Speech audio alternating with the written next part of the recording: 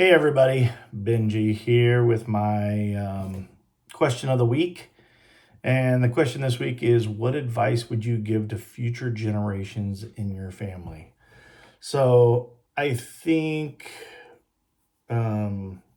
this is a good question. So what advice would I give, to Sierra and Ella and even to my nephews and nieces? Um, I think there's certain easy ones, which are um, being honest and living with integrity. I think that is probably the number one thing that I would say. I would say if you always live with integrity and do what you say and make sure that your word is strong. Sorry, it's so bright, man. The window is really bright today, but um, it just makes life so much easier if you never go down the wrong path, if you never go down to the greedy, taking advantage of people, whether in business or in relationships. I think that makes it easy. I think you should always value relationships over things. I mean, things are fun, but as someone that has bought things, because I have, I think the older I get, the less that becomes fun. And I think that's hard to understand until you buy the things, right? I mean, I've heard it forever too, right? I've heard it forever like, oh, things are useless, value experiences and relationships, but it actually is true. So as you go and buy that Rolex, as a young man that I always dreamed of getting, and you go get it and you're like, it's a watch. Nobody really notices. Every once in a while somebody asks you about it and it feels kind of neat and they're like, oh man, that's a cool watch, but it's not that valuable. It's not that there's not a lot of intrinsic value that you can get from that, as opposed to valuing the relationships and the experiences you have with those people, is just a lot better. um, I would say being advice I would give is to continue to stay curious, right? Finding new things that spark your interest and your curiosity. Dive into those. Keep learning. Don't just go, well, I went to college and so I learned about marketing, so I think I know everything about marketing, so because I've got a degree. I think that's stupid. I think you have to continue to get better and be pushed and push yourself. That's where you'll find some interest. And that's where you'll find, I think, some financial success is when I mean, there's a lot of smart people that went to college and got marketing degrees, but there's not many of them that continue to push the envelope and understand. I mean, a lot of what success I've had is that I kept learning about new technologies and new marketing avenues earlier than most people, right? I mean, take Hardscapes for example. When we started, and I started doing Facebook ads and Instagram, and no one was doing those, and we had this head start that was so nice and so put us in such a strong position, that it's tough to bring them down. And so now we're looking into future things, right? We're the ones that are first and doing the most into video and the most into really getting into some AI and making sure that we're being optimized in all of our assets and all of our different channels. So just staying, um, you have to stay ahead of the curve, and so that comes from a little bit of curiosity instead of just going, oh, we could have just said, well, we're doing Facebook ads because we've done them for 10 years and those are great, and so we keep doing them. I'm not saying that you shouldn't keep doing them, but there are other places that you can go and go, huh, yeah, those are good, but we also need to look at these. How do we make sure that we're being marketed as Chat GPT and AI comes along? How do we make sure that when someone says, hey, who's the best company, to install our paver patio or our backyard outdoor space, that they say Kansas City Hardscapes is one of the leaders of the Kansas City area, blah, blah, blah. All right, so um, staying curious. I think other advice is make sure that you aren't just working hard and trying to make a bunch of money, but that you're living the whole way through. You can't think about it as, well, I'll just work hard from the time I'm 25 until I'm 60 and then I'll enjoy life. You could miss it, or you could be like one of those sad stories that people die that are, you can die at any time. 38, get in a car wreck at 24, Tanner died at 18. You could die, Mark Dieter has a sad story where his wife, Alyssa, her dad did everything he's supposed to do, worked hard, saved, did everything, retired at like 65, I think he was. Probably, he wasn't 62, that sounds young. And then died 5 months later, got cancer and died, and never got to enjoy the fruits of his labor. And that would be sad, so that would be awful. So I think that's a horrible way to go about it. And I'm not saying Jim Wagner was his name. I'm not saying that Jim didn't live throughout his life, but that can happen to where you work and work and work, and then you finally can retire, and then you do, and then you get sick and something changes. So keep in mind to live. I think lastly, I think most importantly, or the number one thing I would do is that you, on the financial side, is that it is smarter to save now and let compounding interest work for you than it is to go spend it. So when you're young, you can get away with poorer accommodations and travel, right? As you get older, you're going to be like, ooh, I'm not going to stay in that kind of place. But when you're young, you're 25 or 32, you're like, man, just give me any apartment in London and I'll stay in it and I'll be fine. As you get older, you're like, ooh, I don't want to do that, or that's too far out. I don't want to have to walk that far because I'm older and I get tired more. So when you're younger, save your money, save more of it. You just won't notice it. And I think I did a good job of this with Sierra, as far as, so she's saving, I think 14% of her pay, and then she gets another 5% that's matched by the company. So she's saving 19, we'll call it 20% of her income, and we increase that 1% every year, right? Because once you go a year or two and you're saving 10%, I mean, if you go to saving 11%, it just doesn't, you just won't notice it.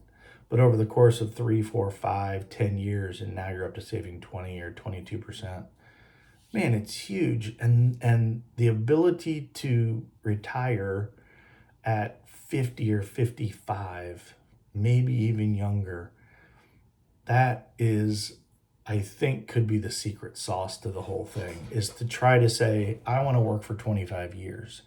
And that's it. I don't want to start working immediately after college at 22 and work till I'm 65 or 70 and go, whoa, I just put in 45 or 50 years of my life. A better goal, I think, is to have your working years be as small as possible, and have your retirement years. And I don't even want to call it retirement. I just want to call about, like, the next part of your life be where you just get to live and you own your own time all the time. Is that there's no clients that own it, there's no boss that owns it, there's no nothing. It's just your time because you've saved enough. And then also to think about it as, don't buy into what your friends might tell you, or something you might read on the internet. Like right now, there's all sorts of articles and videos that are like, why you need $5 million or $10 million to be financially independent. But if you really dive into the numbers, and you just look for more people and smarter people, or things that are more, $10 million really, do you need, if you have $10 million, you make 10% interest on that, you need $1 million a year? No, you don't need $1 million a year. You need way less than that. So find that point that you want to get to. Right now they really say somewhere around 1.5, 1.6. You have that, man, you can retire, especially if you have any sort of social security that you're getting. Jen and I are going to be at that, when we're 62, we're going to be right around 32 to 35. I think it's like 3,500 a month. So call it $7,000 a month that we're going to get from Social Security. Now, if Social Security loses some funding or something gets hurt, and they talk about being, hey, we're going to drop it 10% or something. So let's plan on $3,000 a month, right? So you have $6,000 a month just from that. I mean, if you want to live off of $10,000 or $12,000 a month, you're not pulling that much out. So make sure you're saving. Make sure that you can live life before you're old and decrepit and you can't get around. But then on that same line is that I think the goal of each generation should be to leave it better than you got it, right? I think my grandfather worked hard. Wesley Lewis, my dad's dad, worked hard, and he worked at the railroad his whole life, right? And had a pension. When he passed away, that pension went to my grandma, took care of everybody. Of course, Dad was able to go to college, and Gary went to college, and, my uncle. And now going to college back then was a whole lot different. I think Dad spent, $700 a semester or something, going to college. So, but Dad was able to go to college and provide a better life for his family, me and my siblings, than he grew up in, right? Grew up in a tiny little salt box house, and and they were just poor. Now, did we grow up poor? Well, there are some times where we were poor, but for the most part, we had an incredible, upbringing. And then from there, he was able to make sure that I went to college and that we had the opportunity to go there. So I go to college, and I make more than, I don't really know what Dad made through his life, but my guess is I've made more money than Dad ever did. Not because I'm better or anything, but because of they pay people more than they did, 30, 40 years ago. So if there's a time where I make $250 or $300,000, my guess is there's no possible way Dad ever made that. I think if Dad ever made $130,000, that would have probably been pretty good. I don't know. It could have made 160 or, but I don't think it's anywhere near what I make or even what Kit makes, my little brother. But and so he's allowed me to do even better. Now, what I'm able to do is because of the money that I can make, we can really save a lot, and hopefully we're leaving Ella and Sierra in an even better spot, right? Because for one, we know more about compounding interest and how to do this and how to do it with low fees and, indexed funds instead of paying a bunch of people 4% or 2% of everything that you do. And getting them started early to where, Sierra's 23 and she's got $50,000 in her 401k already, and she's really going to be set up. So now all of a sudden when she's 50, she's going to have, $10 million or 15, I forget what the number is. When she's 70, she has I forget, I think it's $50 million. But it's a big number. And then when Jen and I pass away, then we'll leave, a certain amount, maybe $5 million more to them, and continue to make that. Because when I think of rich people, rich families, I just think they're a generation or two ahead of where I am. It's that their grandfather was me. And so now they're getting the benefits because as you have wealth, it does make it easier to grow that wealth, and you're not having to start from zero, and the ability to accumulate large numbers just gets easier and easier as you own businesses and those businesses grow. And, there's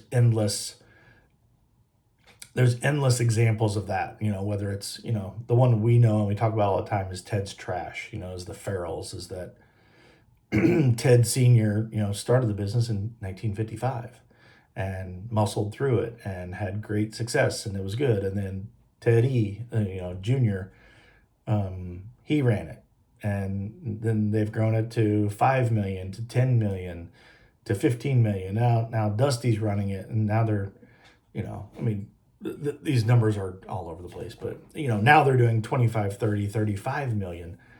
Well, Dusty, and then Dusty's son, taking it over, and other kids in that family, they'll take it over. They're going to have a business that's doing $50 million and is throwing off $5 or $10 million in profit every year, and just the money just gets bigger and bigger as you go along if somebody doesn't screw it up. So what advice would I give to future generations is, don't screw up maybe what your grandfathers and your fathers have worked hard for.